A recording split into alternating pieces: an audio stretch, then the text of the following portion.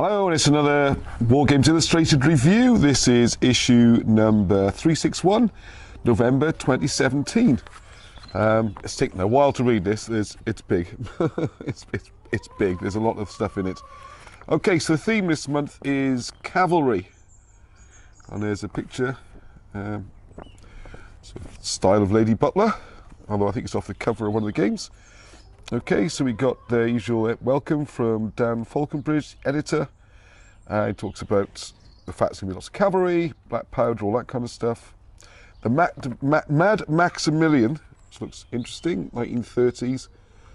Very reminiscent of the old Peter Jackson car wars, which I loved. Okay, let's go through the magazine quickly.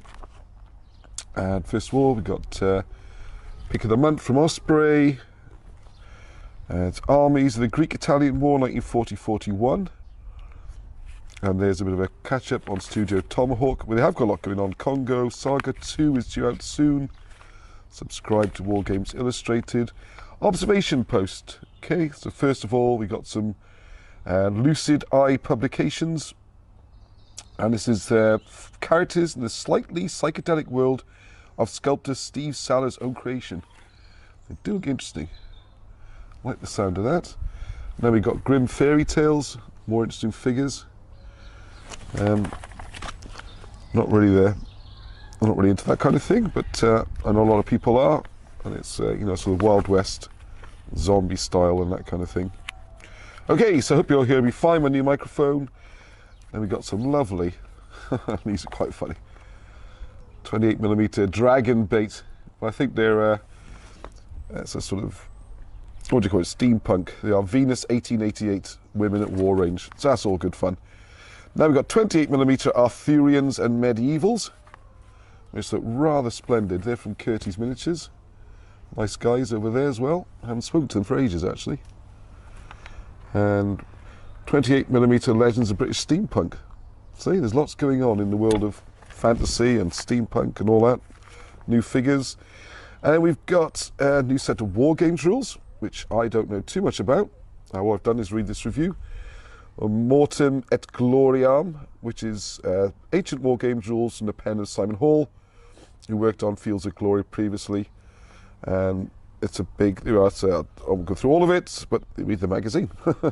There's a lot in these rules, be familiar to players of DBM and Fields of Glory. So it's that kind of style. And then we've got a quick summary of some historical books that might be of interest to wargamers. Yeah, so some another one of Waterloo. Never have too many Waterloo books, and there's one caught my eye, of course. There's the Welsh at War. It's about World War One. Not about us fighting the English. Okay, Ghost Archipelago. More about Ghost Archipelago. Advertising stuff. And how to skip through a bit, 'cause it's very fast. Great article. Big men on big horses. About the Union Brigade and the charges at Waterloo. The bit it misses out, though, which I'm dying to find out more about it. Two things. One is it says in here it says this, so they were kind of finished. They were spent, you know, one out after their charge, which we all know about. But I've also read that they did actually rally afterwards. They kind of combined to form one regiment out of the remains, which is something you don't get to do in most wargaming rules. And they were the ones supporting the squares. You know, the big push that came at the end with the guard and everything. The cavalry have been repulsing enemy cavalry throughout the day there, and worked throughout the day. They don't get a lot of credit for that. And it's not really mentioned in wargaming rules that I know of, or accounts. Anyways, this is the famous Seizing of the Eagle. Fantastic figures. Great dioramas. There's wonderful stuff, lots of stuff about them. It's a good article. Please don't take it the wrong way. Contents of the article is great. I wish it had gone a little bit further, that's all I'm asking. Okay, moving on. Lots of Foundry figures. Oh, this is an interesting article. The Floating Hulk. Solo Frostrgrave Scenario. So this reminds me again of the old, it's almost like the book ones, you know, you're picking your options. There we are, there's a full scenario as far as I can tell. I don't play the game.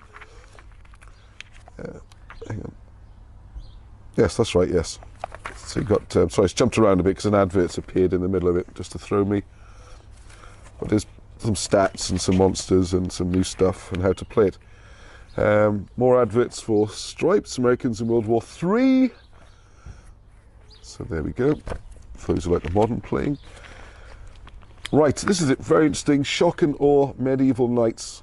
And this is like almost a complete plotted history of when they reached their zenith, when they were fully armoured, constant battle between, you know, whether longbows are better and what point they improved. Some different rules you can play to represent knights. Loads of, there's loads of knights around. More about Frostrgrave Archipelago. Is this the article? No, not yet. Ghost Archipelago, yeah, it's already out, so it's a bit behind. There's more, I think that's bolt action, looks like, yes. Now, the 1871 game, which was trailed last month. Really interesting article. Lots of detail here. You almost feel like you can play the game, actually, there's so much in it. And it's Bruce, I hope I say it right, Weigel, do apologise. What I remember him from, and it's mentioned in here, is his amazing tables that he makes for sort of 6mm. We got a little zoom in there. Brought one over to the UK, I think it was last year at Reading. Amazing. Incredible. I think you can go online, you can find articles about how he makes those tables historically.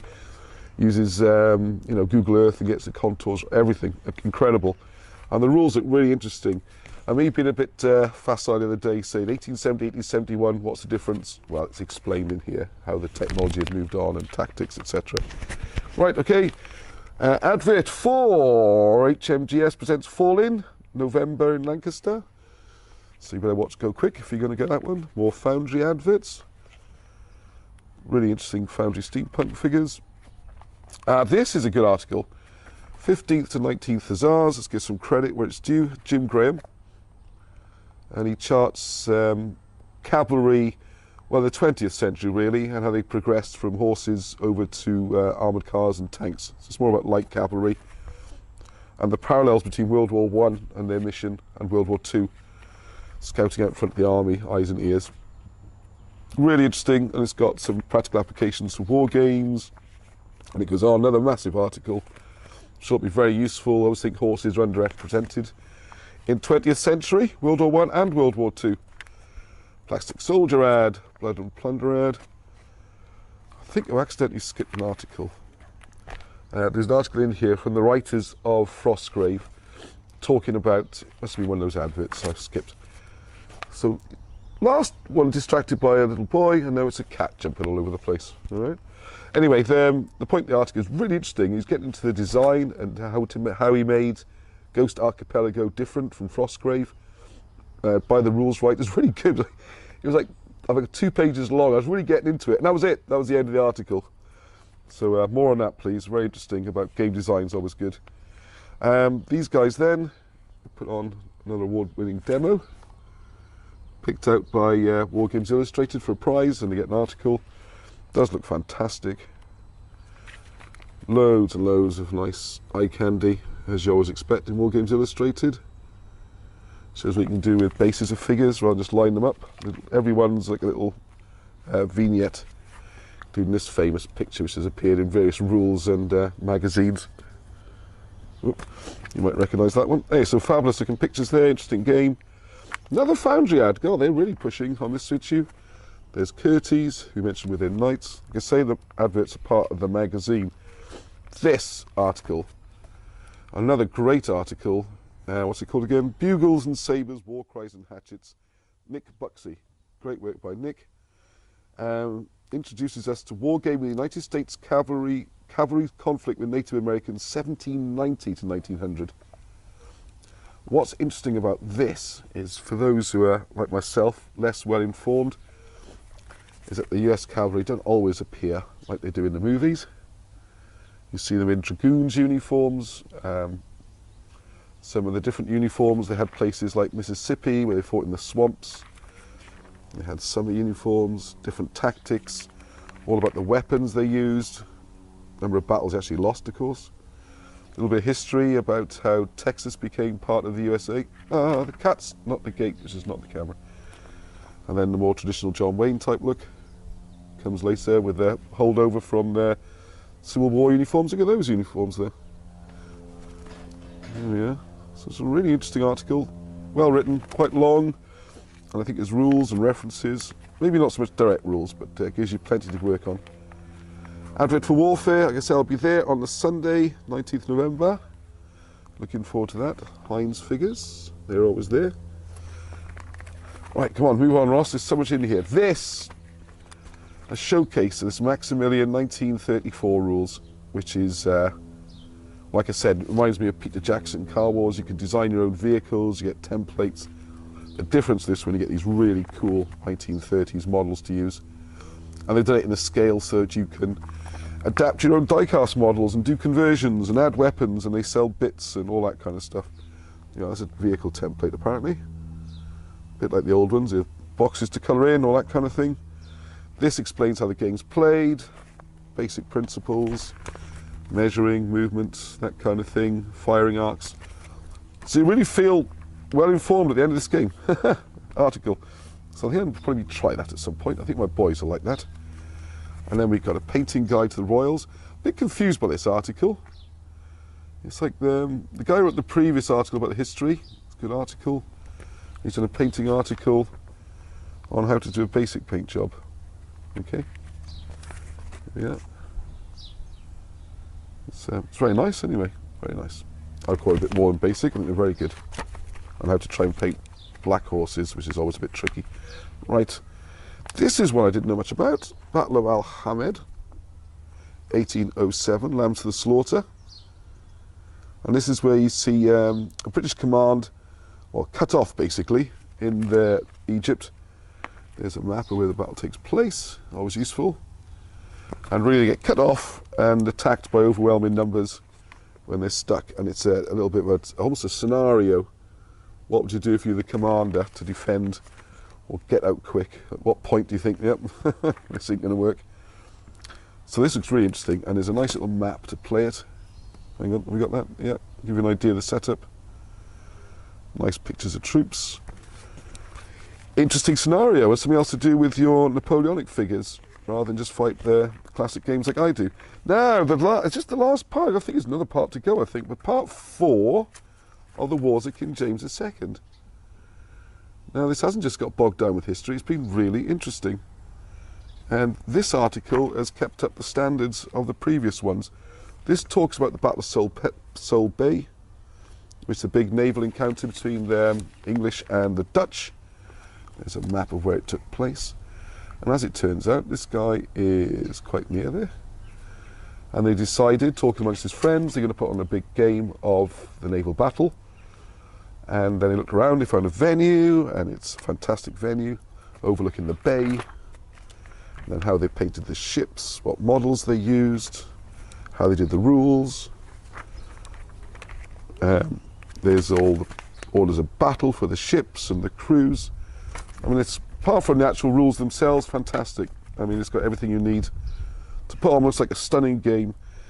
Simon McDowell, so there we go. There's a picture of the game in progress of public participation on the, I'll get this right, 345th anniversary of the battle, I think it was.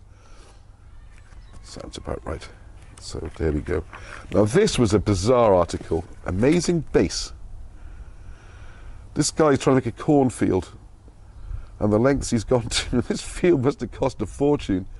Individual magnetised maize strands and play to you, mate.